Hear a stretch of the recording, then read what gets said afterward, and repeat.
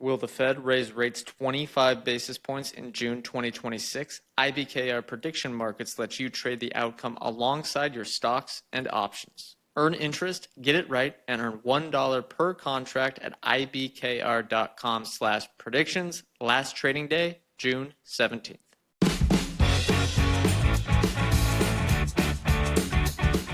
Welcome to Chit Chat Stocks. On this show, hosts Ryan Henderson and Brett Schaefer analyze businesses and riff on the world of investing.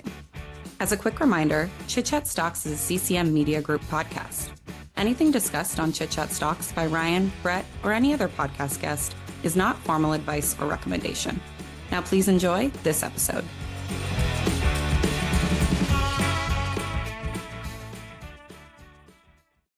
Welcome into another edition of the Chit Chat Stocks podcast, a podcast to help you find your next great investment. My name is Brett Schaefer, and as always, joined by my co-host, Ryan Henderson. This week, we are taking a look at 10 different 13F filings from super investors. 13Fs, for anyone that doesn't know, are holdings, buys, and sells published for U.S. equities from professional investors with over $100 million in assets under management. They do this every quarter. And we're looking, Ryan, you have something? Quick, if I may butt in here, on Fiscal.ai, it includes non-U.S. listings as well. So it's all holdings, which 13Fs are specifically usually for U.S. holdings, as Brett mentioned. But this is a comprehensive review of all these investors' portfolios at the end of Q1.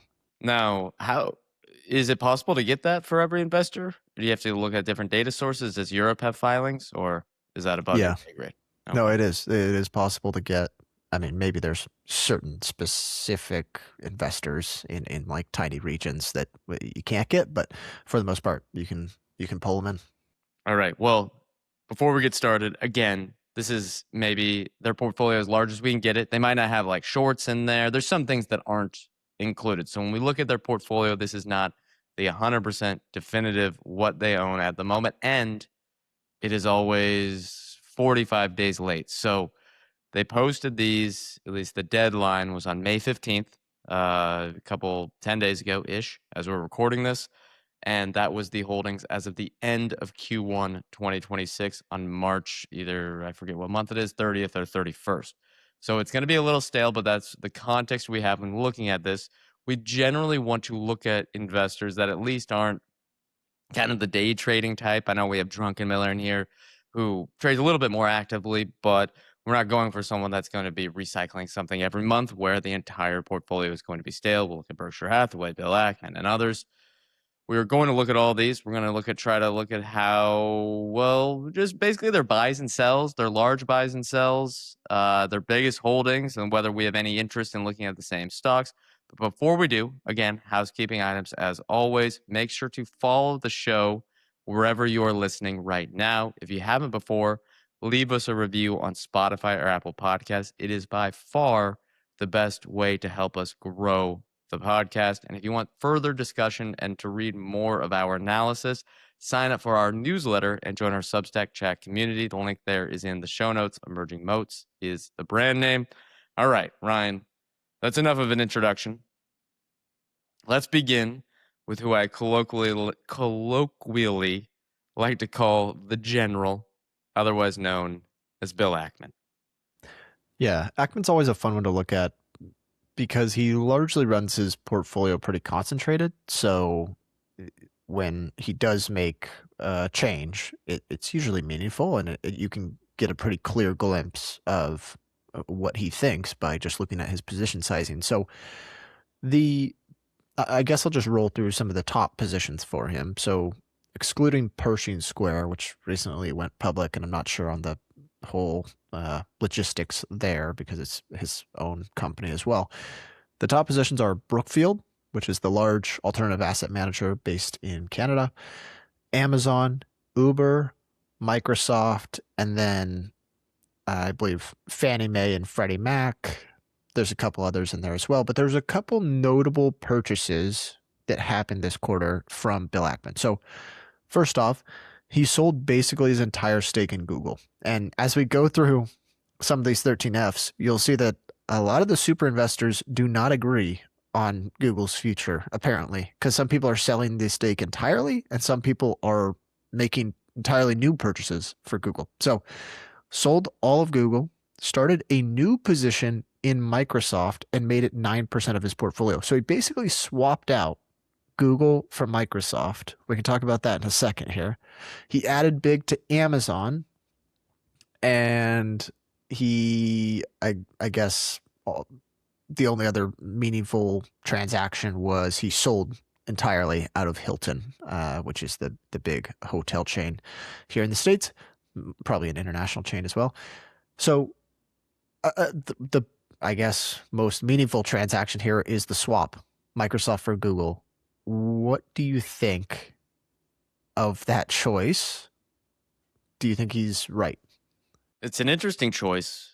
It's almost, it's very similar businesses at the moment. They're riding the AI, how do you even call it, just infrastructure build out. I mean, they have different businesses overall, but right now, I mean, what's driving the stock is those two things. Maybe he just saw a valuation difference. I doubt it was that big of a difference. It's really hard for me to come around on that because I kind of look at it. Maybe that's just my personal bias coming in, but I think Google is or Alphabet is much more better positioned than Microsoft in the years ahead. I mean, what Microsoft product, AI related, outside of the ones that they basically stuffed down Microsoft 365 users' throats, have actually gotten adoption.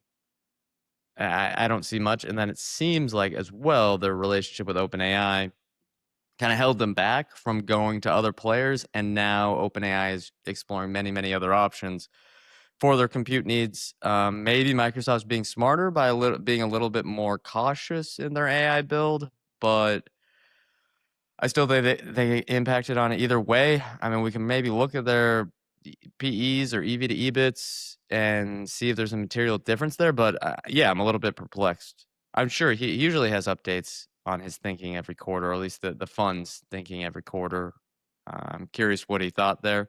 Did he, is he out of Meta? I thought, again, this could be old news, but I thought he was all over Meta like a year ago. Yeah, there he is. No, There yeah, it he's is. still got 7% stake. 7%. All right. Yeah.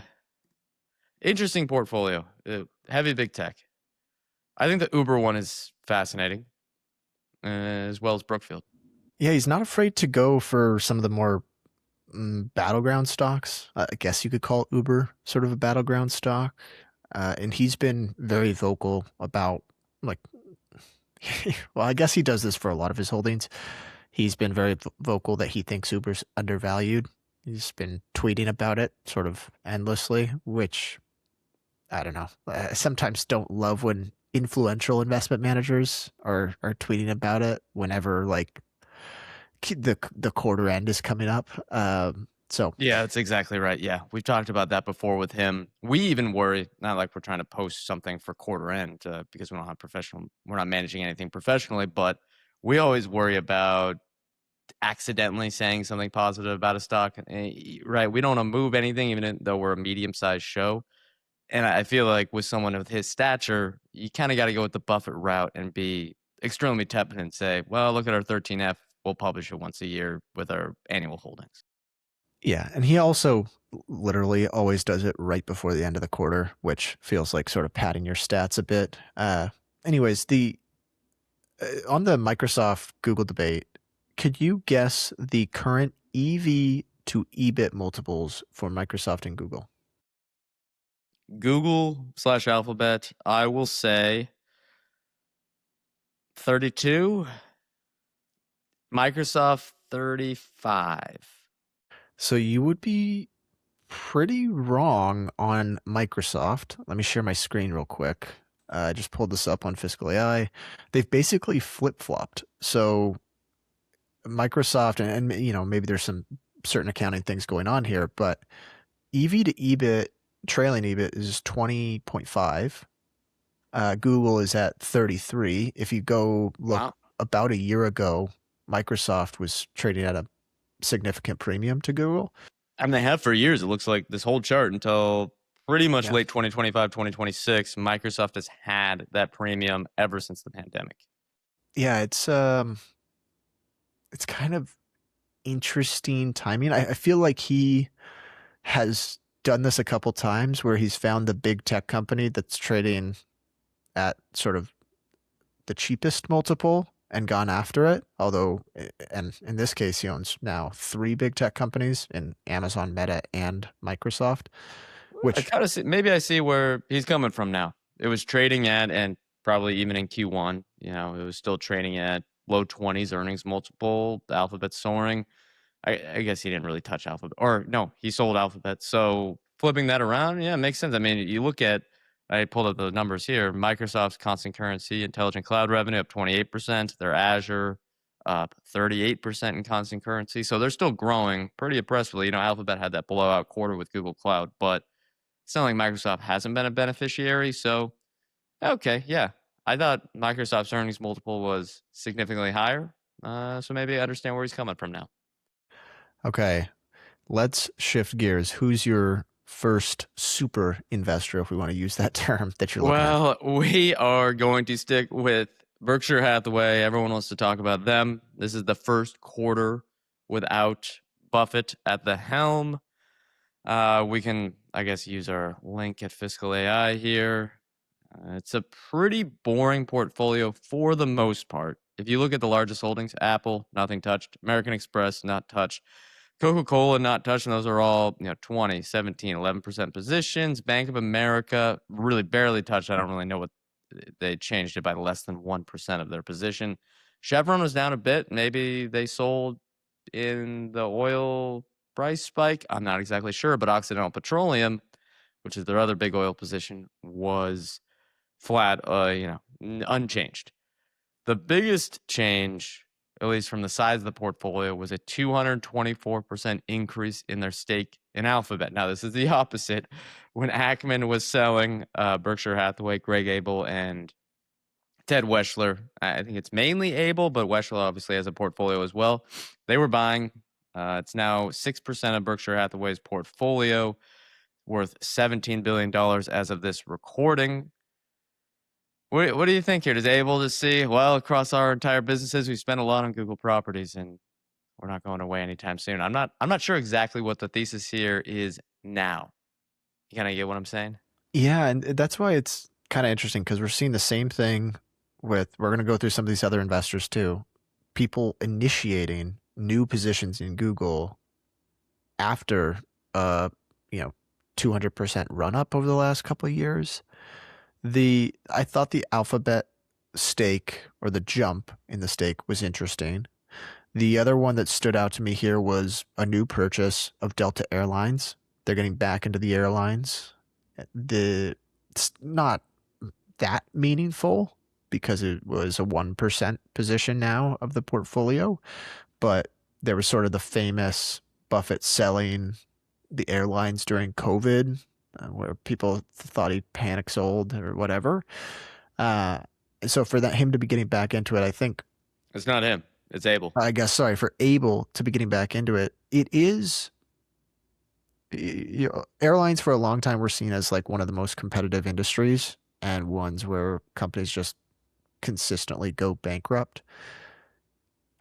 Airlines are kind of in a different era, I would say, now with customer lock-in. Would you agree? Yeah, I mean, I think the thesis is probably the same as it was pre-pandemic. You have the lock-in with the hubs at the gates. You have the credit card loyalty program. Specifically with Delta Airlines, you have that relationship with American Express that has been rock solid for 20, 30 years. With that credit card program, there's always the fun stat that 1% of United States GDP flows through Delta cards. Yeah, I mean, if you look at it today, I mean, the stock's up quite a bit since when they bought.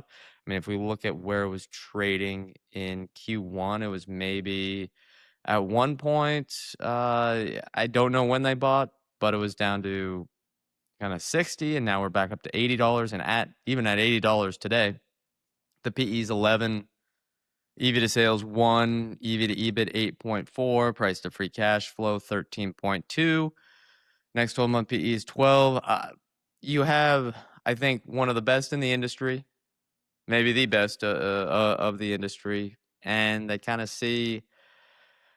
I can understand the thesis here, but one, it's not going to move the needle for Berkshire Hathaway, and two, is it better than holding long-term treasuries at 5% at the moment? I'm not sure, or even short-term treasuries are pretty close to that.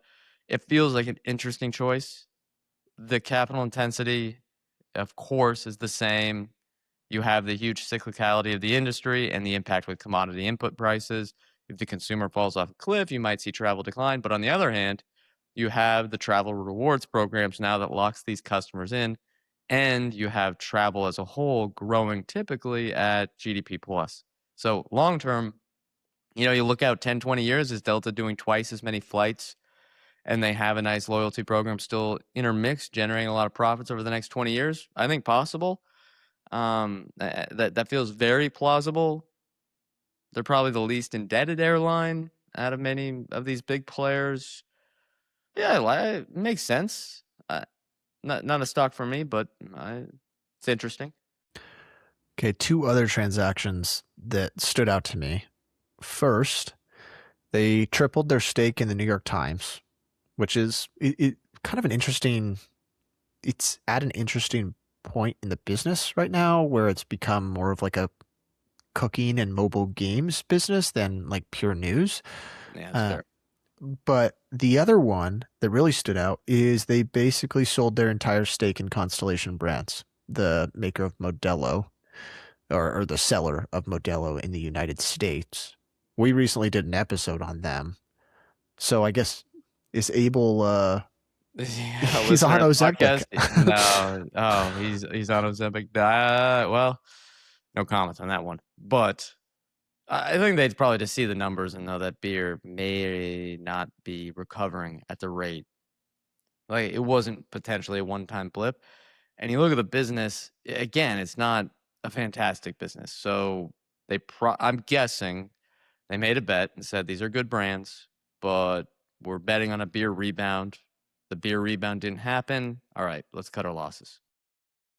Yeah, it's almost hard to believe that such a durable category, beer, for the last thousands of years, yeah, could be at sort of a true changing of the tide. Now, I don't buy the whole sobriety is the new trend because it's cool and people are switching and that's what's creating the volume declines. But I do think if weight loss drugs are the best selling drug in pharmaceutical history, GLP-1s, I should say, that there's no question that is going to hurt demand. And especially because it helps with people that have alcoholism, which are the largest customer base here. So if you have someone that has 5 drinks a week versus someone that has 50, and that 5 drinks person is still sticking around, maybe there's obviously the waves and customer demand and stuff like that. But if you have that 50-person one that gets cured by GLP-1s, look, that's a huge change in the business model. Okay. Any other notes on Berkshire, or can we jump to Akre? Well, what are your thoughts on Abel and Weschler after this first 13F? Well, a little more aggressive than Buffett? Yeah, I kind of like that.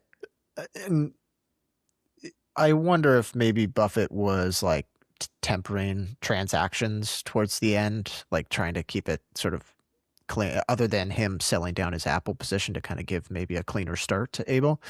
But I like that he's not just following Buffett's footsteps necessarily, and that there's actually some changing going on here. Whether it turns out better or worse, we'll see. But it gives us something to actually analyze every quarter, which is kind of nice. Yeah, that's fair. All right. What is your second one, Ryan? It looks like we have Akre. I actually never known. We met the guy in person, but I've never known how to pronounce his last name correctly. Will the Fed raise rates 25 basis points in June 2026? At IBKR Prediction Markets, the yes recently traded at 5 cents, while the no traded at 90 cents, but the markets can change quickly. Trade prediction markets on political, climate, and economic events with simple yes or no prediction style contracts where prices reflect probability. Explore trending data, spot the trends, and if you get your prediction right, you earn $1 per contract at settlement. Plus, you'll earn a 3.14% APY on your investment with an interest-like incentive coupon, and you'll get $3 for signing up with IBKR Prediction Markets, which you can use for any purpose or to start trading. Prediction contracts are not suitable for all investors. Go to ibkr.com/predictions and turn your views into IBKR prediction contracts today. Last trading day for this contract is June 17th. Yeah, I think it's Akre Capital Management. It's no longer Chuck Akre, who ran the portfolio for a long time, and his name is attached to the franchise. It is, I believe the name is John Neff, is sort of his protege or successor. And this was probably the most interesting portfolio update of all the ones I looked at, because there's some serious change going on. Akre Capital Management for a long time was sort of seen as a never sell, where they were trying to buy long-term compounders, and not trying to buy, they identified long-term compounders that produced really strong results over multiple decades. American Tower is a notable one. That he was MasterCard yeah. and Visa he owned for a long time, which both were phenomenal returns. I think he's owned Moody's for a while as well. But this quarter, the top 4 positions, MasterCard, Moody's, KKR, and Visa, they sold significantly, all of them. So reduced the MasterCard position by 24%, Moody's by 28%, KKR by 17%, Visa by 39%. They sold almost half their stake in O'Reilly Automotive, which has been a great performer for them. And they've rotated almost entirely into SaaS, software as a service. So initiated new positions in Salesforce, ServiceNow, Perimeter Solutions. They added to Roper Technologies, FICO, and CoStar. This is like a full rotation out of their bread and butter into SaaS at the moment. The other one that kind of stands out here, almost sold half their stake in Airbnb. Yeah. Airbnb, maybe we can table that. That's kind of a different beast, but maybe you can see, okay, Visa and MasterCard, they trade at more expensive multiples. I believe, and I haven't looked at the Akre stuff in a long time, they kind of have that thought where, all right, we look at 100 high-quality businesses around the world. At any one time, there might be 5 or 10 that are trading at attractive prices, depending on where the bull and bear, where we are in the market cycle. And they probably had some high-quality software names that at least they've deemed high quality. Salesforce, ServiceNow, others, Roper, of course. CoStar Group, I can never get around to that valuation, but maybe they like it now. And they said, all right, well, these are trading at cheaper prices. We think they're as high quality as Visa and MasterCard, and let's rotate into them. I think it might be as simple as that, or they're looking at Visa and MasterCard as potentially having moat erosion. Now, I don't agree with the Visa and MasterCard moat erosion, but there's been a lot of talk about that in the last few years. Yeah, I mean, this is fascinating to see because generally, I mean, they'd maybe have a couple of nibbles around the edges, maybe from investor inflows and outflows, but they could have frozen 13Fs for a whole quarter. And now we have what looks like not 100% portfolio turnover in a quarter, but significant portfolio turnover in a single quarter. Yeah, and a clear theme about what they're buying. And I guess, if you are, I just kind of doubt the Visa and MasterCard sales are from concerns around moat erosion. I mean, John Neff's been there for a long time. He's seen how good of businesses these are. That's right. They're still their largest positions. Yeah, that's the other part. But I like some of these purchases, and I think if you're a quality, I really do think there's a chance we look back in 5 years and say, wow, you had a chance to buy Salesforce and ServiceNow, which are very deeply integrated into a lot of businesses around the world at reasonable multiples for the first time in a decade. I could see these turning out to be really good returns for Akre. Same with the FICO purchase. That's kind of a controversial one, but that multiple's come down significantly. Roper, I think, has had a bit of a drawdown as well. I kind of... At least it gives us a lot to talk about and something to analyze over the next year or two. Okay, I'm going to give you the stats on Salesforce. PE 23, price to free cash flow 11.6. There's that gap in SBC. The 3-year revenue CAGR is only 7%. That is The good. revenue That feels CAGR surprises me. high or low. I would have thought it'd be higher. 5 years, 11. So maybe there were some comps in 2022, something like that. Maybe we have some tough comps, but yeah, not as great as I think.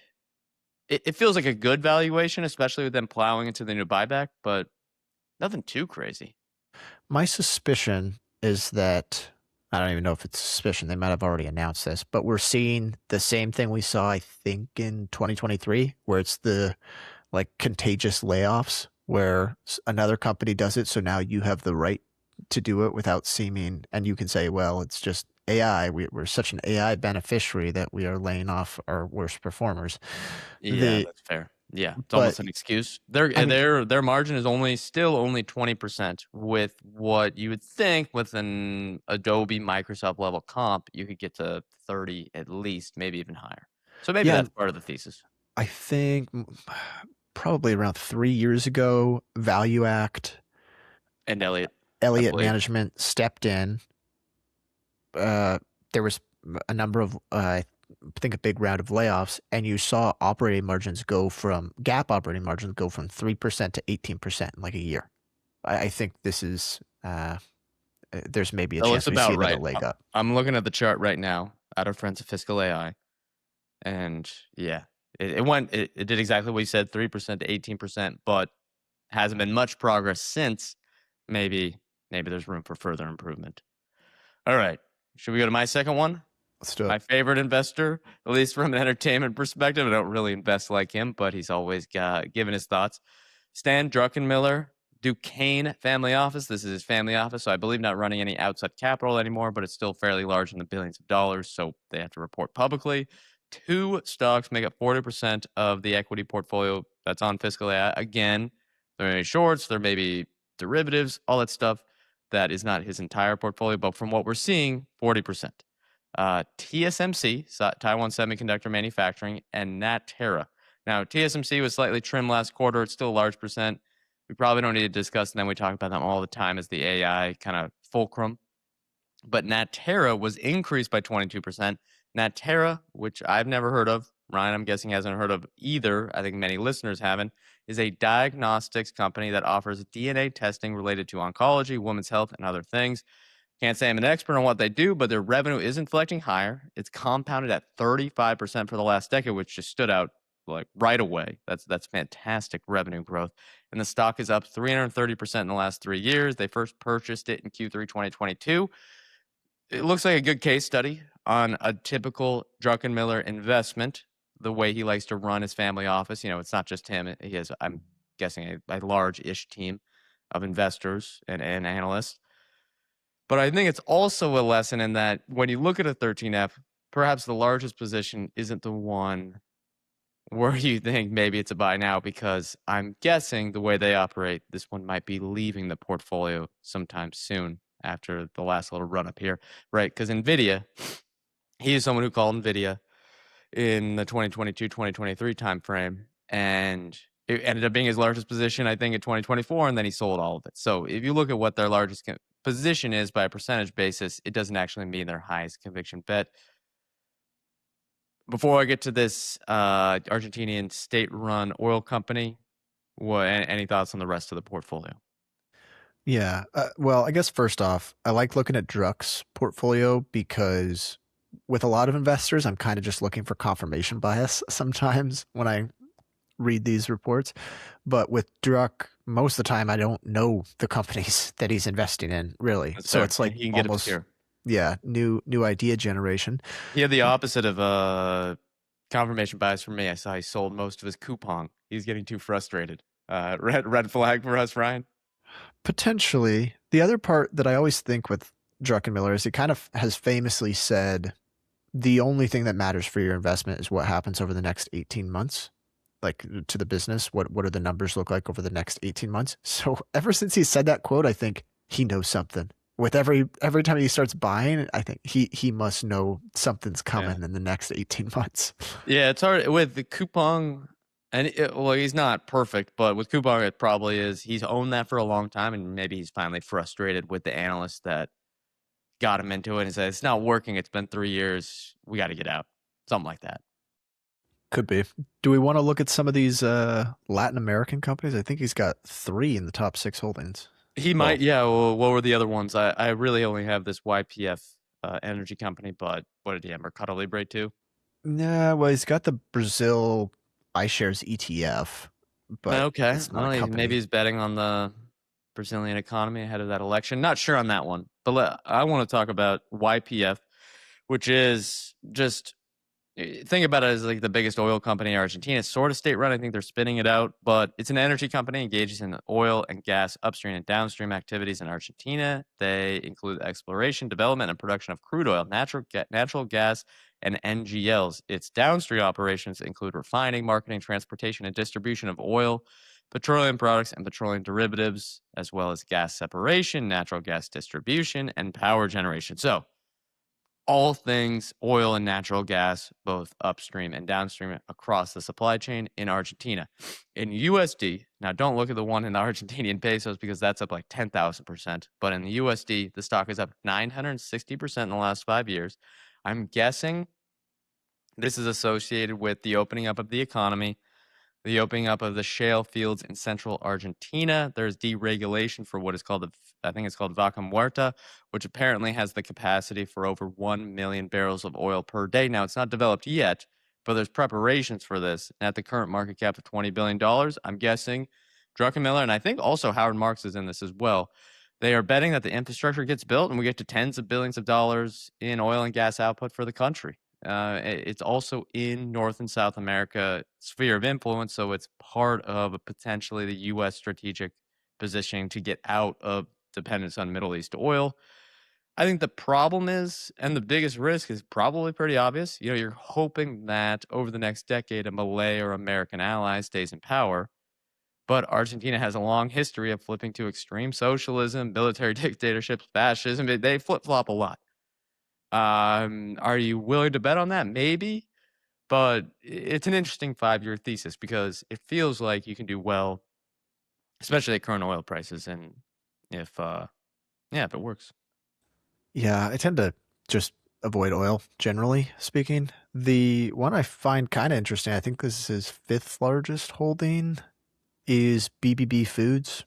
It's the Mexican grocer. I don't know if you've 5th largest holding. I don't know if you've read about them at all, but Leandro, I have. our friend at Best Anchor Stocks, has done some good work on them as well. Let's shift gears, unless you have any other thoughts on Druckenmiller. I think that's more inspiration to cover BBB Foods. What are they trading at today? I always found them maybe too expensive. Let's just quickly look at that. Maybe we'll just look at a sales multiple. 1x sales, 6x gross profit. All right. Yeah, maybe the valuations, the earnings multiples catching up with the stock price. Yeah, it's that's probably next on the research list. Let's talk Chris Hone, seen as one of the, I guess, quality investors. I know he's everyone definitely defines. having a nice reputation uplift in the last year or two, right? Probably because of our podcast. Seems to get 50 views a week. It's one of our kind of evergreen episodes. But yeah, the financial media loves him now.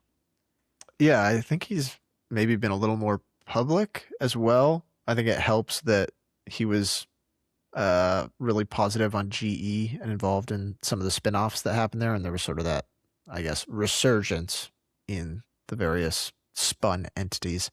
But yeah, for those that don't know Chris Hone, he's really focused on durable businesses. And oftentimes it has like an infrastructure element to it as well. So he owns a couple companies that are toll road operators. He owns the jet engine oligopoly. He owns the card networks, well, only Visa at the moment. And there were a couple notable transactions that came out of this report. So first of all, he basically took the opposite trade of Bill Ackman. He sold almost his entire stake in Microsoft and increased his Google position by about 50%. Now, who are you taking, Ackman or Hone, in this bet? Hone has had. Here's the interesting part. Hone in 2022 and 2023 wrote multiple letters to Sundar Pichai the CEO of Google, and asked them, basically said, you guys need to reduce headcount. And, maybe he was right, whatever. After that, about mid 2023, keep in mind at this time, this is like the peak ChatGPT fears, search is dead. Hone panic sold his Google stake after writing 2 letters to Sundar Pichai. That was, I assume, probably around $100 a share. Now he's basically rebuilding his position again at around $400 a share, which I will give him credit. Well, okay, he's missed a lot of the gains, but it takes a lot of, I kind of commend the willingness to say, I was wrong to sell. It's 3 times higher and I'm still willing to buy. Like you kind of have to change a lot of your assumptions significantly if you're going to make that choice. So it's really hard to do that, I imagine, as an investor. But it's hard not to be optimistic about Google's business at the moment. So I would say I would probably back Chris Hone on this one, but again, the valuation discrepancy is quite large at this moment between that and Microsoft. Remember, this is Q1, so we're over 45 days late. That they could have bought at we're at 380-ish right now for Google stock, at least GOOGL. And in Q1, it was trading at 300. I mean, during the panic around the Iran conflict, it was down below 300. So maybe they bought then. Yeah, it's the only other, I guess, notable transactions here. He increased his stake in Airbus, increased his stake in Visa. The Airbus is significant. I mean, that's a 16% position, 16.5, and they changed it up 60% of their shares. So big jump, yeah. They sold Ferrovial, which is like I think they own a number of toll roads. They have one in Canada, and I guess Canadians have been very upset about the toll road price increases. But yeah, basically they're sort of exiting that position. I do think the adding to S&P Global is kind of interesting here. Financial data providers are sort of in the hot seat right now. You see it with FactSet's down a lot. Thomson Reuters is down a ton. Same with, shares are basically flat for a lot of these companies over the last 5 years. So the jump at S&P Global, I think, is notable. Yeah, and they could be tossed into the basket that considers them an AI loser, when in reality, they're going to be a little bit different than a data provider. All right. My third one, Semper Augustus, a.k.a. Chris Bloomstrand, the Berkshire Hathaway expert and old combatant, fun why, I guess, with Kathy Wood on Twitter. Old ARK Invest people used to, well, at least from what my algo would show me, there would be a lot of dunking on him because of ARK's returns. But turns out, value investing, buying some good businesses at cheap prices can work out. His fund was up 41% in 2025. Just for some context for people that don't know, again, it's a value-focused fund. They have an anchor holding in Berkshire Hathaway that's done well. They seem to have bought at some pretty good times. It says, quote, for our full 27-year history, Semper's equities with no cash and before fees returned 12.4%, 10.8% including cash, and 9.8% net of cash and fees paid, compared to 8.5% for the S&P 500 and 7.5% for the MSCI.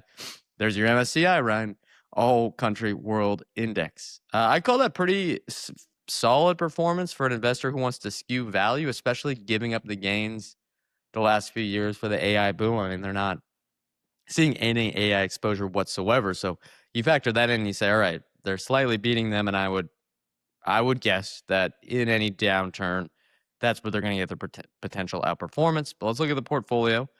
They trimmed Dollar General. It's still 9.5% of the portfolio. There's a huge increase in Alaska Air Group, up to 7% of the portfolio. Maybe a similar bet to Delta from Berkshire Hathaway. And they're getting out of their gold mining positions. I think the gold one's pretty straightforward. Gold went on a massive run in early 2026. And they're trimming back that position as probably a nice hedge to inflation. Thoughts on the Alaska Air Group? Because it feels a bit like Delta. They're building that loyalty program, or they built that loyalty program, and they have the hubs across the West Coast, and they're expanding internationally with the recent purchases of the 787s from Hawaiian Air Group.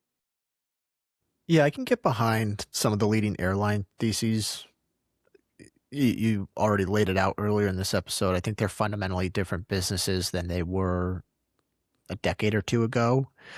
And they all seem to trade at pretty reasonable multiples. This is probably by far the biggest or the most notable transaction that Bloomstrand made in Q1. I mean, it almost quadrupling their stake in Alaska Airlines. The rest is, I guess they sold a lot of Dollar General, but that's really the It was only at other the one. edges, yeah.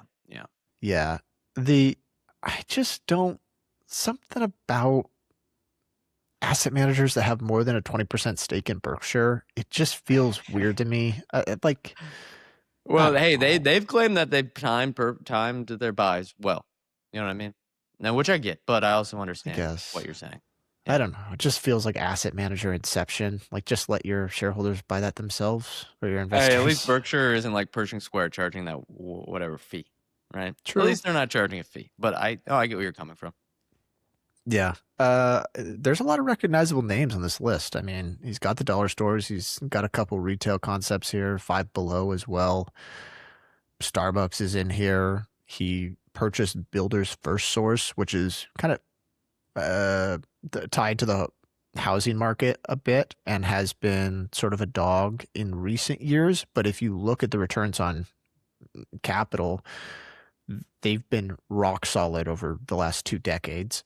Yeah, that could be a great way to play the freezing housing market. Now, this spring was supposed to be the final unlock with mortgage rates steadily falling, and that has not happened yet. So maybe next year, but yeah, I agree with you. This could be a good way to bet on a solid company when the housing market eventually normalizes, maybe by 2030, but we'll stay patient. All right, let's shift to Pat Dorsey of Dorsey Asset Management. He's someone that I like. I like his work. I like some of the stuff he's done around moats and how to assess moats. He hasn't always had the best timing on some of his buys and sells from what I've seen, but I like the way he thinks.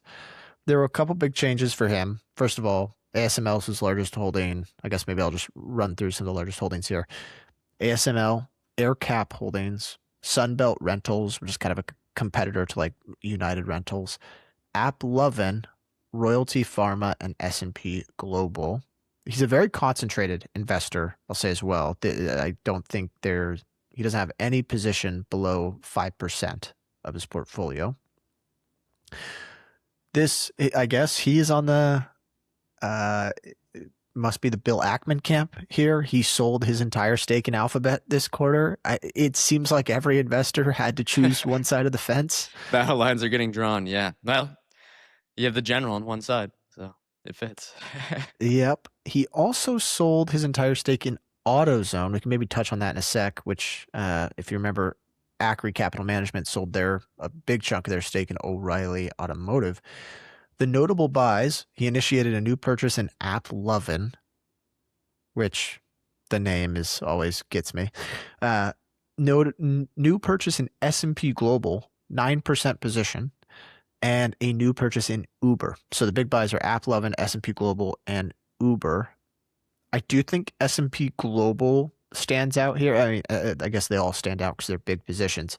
But Dorsey was an early employee, I believe, at Morningstar, which is a player in the financial data sector. And I wouldn't be surprised if he's got sort of a good understanding of that industry. I also think S&P Global is maybe getting tied in with the financial data disruption discussion, even though a good chunk of their earnings comes from ratings and sort of different end users. But AppLovin, for me, I get it. It's tough. It screens really well. The growth rate is astounding, but and the margins have become insane. I think it's 77% operating margins. But if you've ever clicked on their ads, if you've ever seen the ads they serve, which maybe people don't know exactly the ads they serve. They suck. They are terrible. Like it's the mobile ads where you can't, where the X button is like off the screen. It's not sized properly, so you can't actually exit out of the ad. That kind of thing. I think it's hard not to be skeptical on one, their accounting, and two, their business model sustainability. As the moat man, I don't understand where he's coming with App 11, but the rest of it, well, one, Uber, S&P Global, I can see why there's hedge fund hotels and why that's a thing, because it feels like a lot of, I don't want to say people are just following each other. Maybe everyone's coming to independent conclusions here, but there is always a lot of overlap, which is interesting to look at, and how sentiment can change because of it. Because look, we're not the only ones looking at these 13 Fs. Famous investors buy something, momentum starts build, retailers pile in, blah, blah, blah. The other one I like, though, AirCap Holdings, our old friend Jim Gillies, well, still current friend, Jim Gillies at the Molly Fool is one of his favorites. It, I believe, is just it's a leaser of airplanes. It's been a really strong performance, 15% of Dorsey's portfolio here. They lease, finance, sale, and manage commercial flight equipment across the world. The PE right now, 6, price to book 1.2, and I believe they are a fantastic repurchaser of shares. Let's look at our shares outstanding charts. We'll go back to December 2021. Okay. Versus the last 12 months. Again, this is a good time to mention our friends at Fiscal.ai, which have all the super investor info you would want and has all the data that we can look at across this episode. Shares outstanding, KPIs, buys and sells, everything. You can use our link, Fiscal.ai/chitchat, and get 15% off any paid plan. The link will be in the show notes. Check them out. It'll help your own research. It helps us. We get commissions if you use our link. And yeah, I think no one will regret. All right, back to AirCap Holdings. Down 9.4%. Ryan's looking at the chart here. He may be using a different date, but either way, very, very impressive capital returns from this company. Combined with the cheap PE, maybe a little bit of a cyclical industry, but it seems to be well managed. Reminds me of some of the best players in the home building and kind of construction space. Yeah, interesting. I've always been slightly interested in this one. Yeah, I mean, I'm pretty blown away by this shares outstanding chart. Over the last 4 years, so since the end of 2022, shares outstanding have been cut by a little over a third. So they're reducing shares by 12% a year. Mm-hmm. Not afraid to get aggressive either. Yeah, pretty impressive. Yeah, I like that. The only other comment I'd make on his portfolio is the AutoZone, and I don't disagree with it in any way, but AutoZone has long been seen as one of those sort of long-term, very durable compounders where share cannibal, the quintessential share cannibal. But yeah, one of the that's like the share cannibal, really, where it's a very predictable business that has grown consistently. The end markets have grown. Cars on the road have increased 1% to 2% a year. The average age of cars on the road has increased, which means more servicing, more. And they're expanding into Mexico, right? A little bit. I believe so. I think this is maybe just a case of opportunity cost here when looking at Akre selling O'Reilly and AutoZone being sold off. The valuation is trading at, it's about 19 times EBIT. This is close to the most expensive valuation they've had in more than a decade. And for a share cannibal, that's when it starts to really hurt you because you're not able to reduce share count as much as you used to be able to. And there's probably some, I guess, maturity here where the growth rates are going to come down a little bit as well. So, they reported this morning, and it looks like it's been so far a good sell because it's down 10%. Comp sales of 4%. What did Pat Dorsey know? Yeah, no, I don't think he invests like that. But hey, the stock's been down a lot. Maybe now is the time to take another look at it. Okay, let's talk your fourth investor here. Who do you have? All right, we're going younger investors now. I don't know how actually old these people are, but they're not kind of on the senior tour as the Druckenmiller and the Ackmans and the Berkshires of the world. We have Shaw Spring Partners. I can't talk today. Helmed by Dennis Hong. I don't really know much about Dennis except that he was on Twitter. He writes good stuff. He has great analysis. I have no idea what the returns have been, but I really like what he has, to say, and I think he does good stuff. So I like looking at his portfolio every quarter, especially because he does have that longer term mindset as well. I had 3 things I noticed. 1, new buy of Zscaler, 13.3% position. Yeah, I don't think it may not be including Chinese stocks here. He has historically been in some Chinese companies, so that might not be a full 13%. But of the portfolio we're looking at, 13%, and a new buy of Coupang at an 8% position, which, of course, I love for the confirmation bias. And then looking at the opposite here of some of the software buys from Akre, he is selling CoStar, selling Procore Technologies, which is that construction management software, selling Shift4, and selling Monday.com. Ryan, any thoughts here? Yeah, there's a lot of companies here that I follow actually and kind of like. The Coupang edition, obviously, nice confirmation bias for us there. I actually, side note, I met Dennis Hong last week or 2 weeks ago at the Constellation shareholder meeting. Very nice guy. All right. And I do like reading his letters. The Zscaler purchase, I don't know the business well, but that is quite the vote of confidence to go completely new position, 13% of your portfolio. All I know is that the Motley Fool loves him, and I have to use them to log in every day. So I think it's like an identification tracker for mobile devices around the world. Make sure you have your enterprise network secure. For example, the Motley Fool, they don't want to hack into their system to get their recommendations, stolen early or front ran or whatever. They also just want to be a secure network. Zscaler, I believe, again, without knowing any of the technical details, helps a lot with that, and they love them. Yeah, and I can imagine that being a business you don't want to, or a software or a solution you don't want to switch out of consistently. The CoStar Group and Procore sales are interesting. CoStar Group, one of the worst performing stocks in the S&P 500 this year. They are kind of got out of a leaky boat, right? Yeah.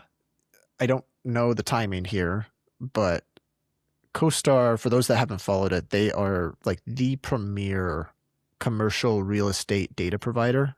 So, and they aggregate a lot of their data through their own, like through heavy investment, like cameras on helicopters to get mapping and like sizing, that kind of thing. They spend to get proprietary data, but they've been investing heavily in homes.com to basically compete with Zillow. And for the first time, I think in a decade or longer, they were burning money, free cash burn, and gap unprofitable as well. So it's completely flipped the business kind of on its face. And I think a lot of investors are cycling out of CoStar Group right now because it's totally changed the thesis, where this used to be such a durable B2B go sell to commercial real estate investors, and now it's focusing on individual customers. Well, homes.com probably sells to realtors as well, but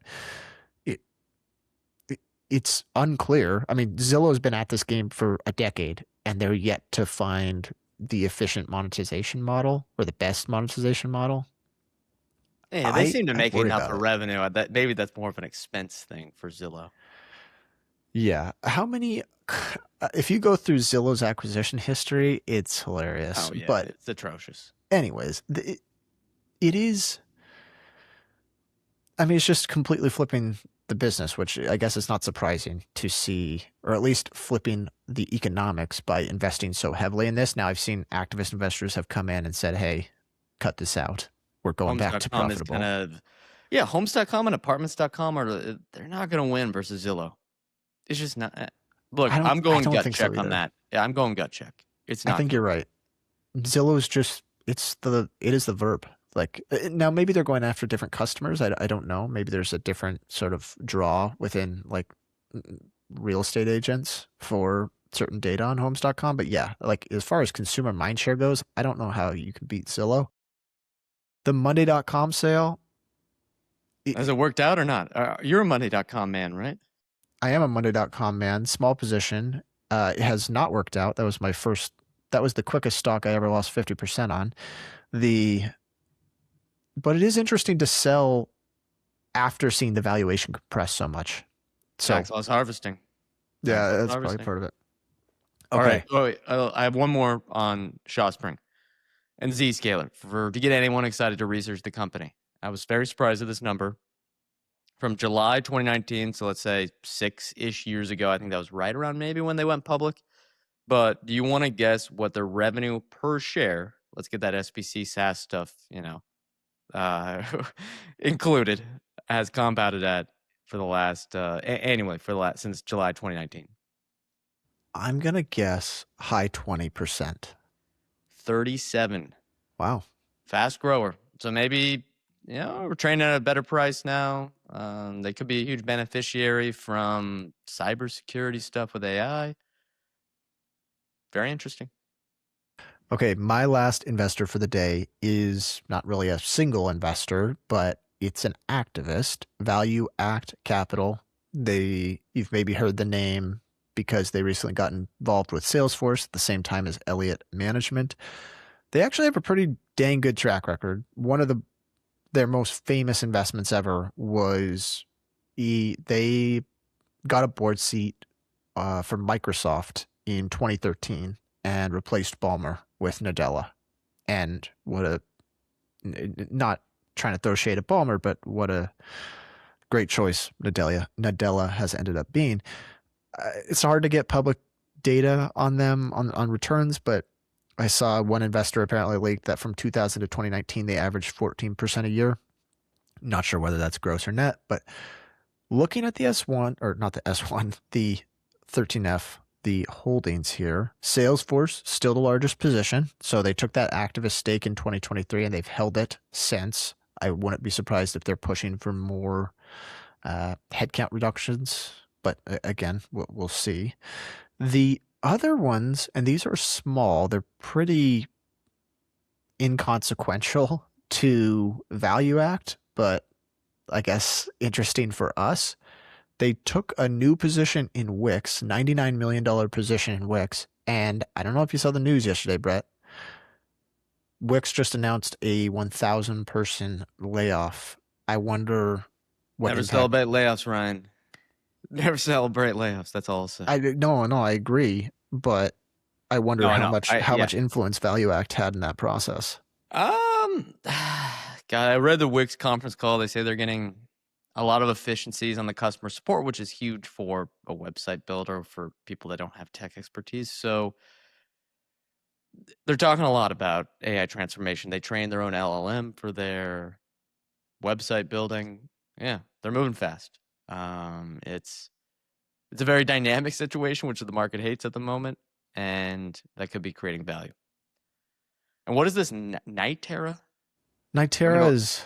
You want me to look at what they are while you keep talking? I believe they are a Japanese company that sells spark plugs. So I know nothing about that market or company. The only other interesting purchase, new position in Spotify as well. These guys they've kind of built a reputation as tech activists. Salesforce, Microsoft, I guess Wix, you could say here, and they were actually activists, I believe, for the New York Times as well in 2022, which that's worked out well. What a phenomenal transformation they've gone through. The only company that never listened to them? Nintendo. Well, yeah, they don't listen to anyone. Yeah. Nothing too crazy here. Thought the Wix involvement was interesting as a Wix shareholder. See what impact they have. But yeah, any thoughts on this one? Spotify is interesting. Maybe they think there's a lot of pricing power here. We're seeing that nice margin inflection from them keeping their employee base stable. But if I look at it, Spotify is trading at EV to sales of 5, EV to gross profit of 15. And it's not like this is a hyper growth company. It's a durable grower, but I don't know if I think Spotify is dirt cheap today. I'm with you. Yeah. And maybe that's us comping to what it looked like in late 2022, 2023. But 15 gross profit. Yeah, that's not the best. No, and even if the labels move slow, like even if you think margins are going to expand from here, it's not going to be. We're not going to be looking at 60% gross margins anytime soon. Oh, well, no, of course not. Of course not. All right. Anything else on Value Act? No, let's move to your last one here. Who do you have? I have Akre Capital, helmed by Connor Haley, and others, which does a lot. For any listeners, they do a lot of work with, I don't want to call them startup investors, but enterprising young investors doing lots of pitch competitions, things like that. If you want to get your name out, I would talk to them or participate in some of their, I think it's competitions, other things they do at universities. Any younger listeners, go into that. All right. What I noticed here, and Ryan, you can tell me what you noticed too, they have a 21% position in XPEL. XPEL is the ticker, and they increased their position last quarter. So increased position or conviction in XPEL. For people that don't know, XPEL is they basically sell aftermarket automotive surface and paint protection films. So if you have a nice car, this can cost, I think, and I've listened to a few podcasts on them, but I'm no expert on the business, but I think it can cost a few $1,000s, but it really protects your vehicle if you have a nicer vehicle. And it's something that dealers, essentially, they sell into the dealerships. The dealers upsell the product to the customer. It's been a nice growth story. It was actually one of the famous investments from Microcap Club. Stock's been down from a peak in 2021, and PE is 24, EV to sales 2.5. I mean, it's not crazy cheap, but it looks like it's rebounded a little bit so far in Q2. So maybe they got it at a cheaper multiple, but the 5-year revenue CAGR is 14%. Feels interesting. People really like this stock. I mean, it got ahead of itself in 2021, of course, but yeah, not bad. I kind of have lukewarm interest in a business like this. Yeah, it's always tough with a business that has had such strong historical performance. Not that shouldn't deter people, but it's hard. You almost feel like you're late to the party. Yeah, that is a tough psychologically to get around. To put this in context, this is one of the best performing microcaps probably of all time. From January 1st, 2010 to 2022, if you invested $10,000 in 2010, you would have had $25 million by 2022. The returns were staggering. It was more than a 50% compounded annual growth rate. So yeah, it's just kind of hard to feel like you're getting, I don't know. Sometimes I look at that and think I'm too late, but yeah, I mean, Connor Haley's he's known this business for a long time. If I'm not mistaken, he's been an investor in it for a while. So, yep. And Altifox has pretty good returns. They have a great track record. I mean, short. It's only been, I think, 5-ish years, but strong track record. Yeah, it's a business I can get behind, and it's one of those where it operates in an industry where I can't imagine they have a ton of competition, or at least they can carve out some sort of a position there. Any other notable transactions? Well, we have a new buy of Toast, and then we have completely exiting. Now they're on no side of Ackman and Hone. Out of Meta, out of Microsoft, out of Amazon, and out of the hedge fund hotel FICO. Interesting. Yeah, interesting moves. Toast. Value Act is involved in Toast as well. $350 million position. I wouldn't be surprised if maybe they're vying for a board seat at that size. Yeah, it's a decent sized position. Again, we're just throwing out a lot of numbers here, but yeah, it's trading at below 2x sales. There you go. Pretty good track record. I'm so lost when I look at the point of sales, like the restaurant software space. It feels like every company I look at, I think, oh, that's, they're doing something really cool, unique. But there's a ton of competition. Shift4, Square, I assume Fiserv operates in that industry as well. Clover, I believe, is owned by Fiserv. There's just a ton of competition. Yeah. The only payments processor I like, again, disclosure, I own them as of this recording, Adyen. Also Mercado Libre as that subdivision where I think both of them can have a solid advantage over the long term. But yeah, Toast may have a nice niche and they're executing well. And that could be the thesis, but hard to get around a wide moat business at this price. Okay, I think that's going to do it. That's all 10. Any closing thoughts, or you want to take us out? Ooh, well, it's always hard to give any sort of concrete analysis from 13Fs, but I think it's good idea generation. Maybe the final question is, what stocks do you have inspiration to research further? I'll go first and say maybe Zscaler, but that's something that I don't know if I can get around. Like, I can't put it into my circle of competence, so it would take a long time to study. Second, maybe the Argentinian oil company, and then third, and I'm kind of going off the cuff here, but AirCap Holdings. Now, I know Dorsey didn't even buy much this quarter. He trimmed it a little bit this quarter, but I like it a lot. And of course, S&P Global, high quality business that a lot of people are buying. Yeah, I would say probably at the top of my list is that BBB Foods, the Mexican grocer. Ooh, good point. Yep. Big new position for Druck, and Leandro's been doing good work on it, so maybe we can borrow some convection from him. And then I'm still kind of on the fence of Uber. I guess a lot of investors have been buying it, but I don't know. The only thing is, to answer your question, that's not really a research issue. That's I can't make my mind up issue. So what's a stock you haven't heard of really that you like? I might go Perimeter Solutions. It's one of the software names that Akre Capital Management recently added to. And I think it's one of the cheapest screening software stocks as well. All right. Well, hopefully, listeners, you got by listening to this episode a lot of insights on different companies, how the super investors invest, just plenty of different ideas. Again, we're not buying or selling any of these today, but we're just talking through a lot of ideas about what we potentially might research further in episodes and, getting inspiration from some of these super investors. All right. As a disclosure, we are not financial advisors. Anything we say on the show is not formal advice or a recommendation. Ryan and I or any podcast guests may hold securities discussed in this podcast, may have held them in the past, and may buy, sell, or hold them in the future. Thank you, everyone, for tuning in, and we'll see you next time.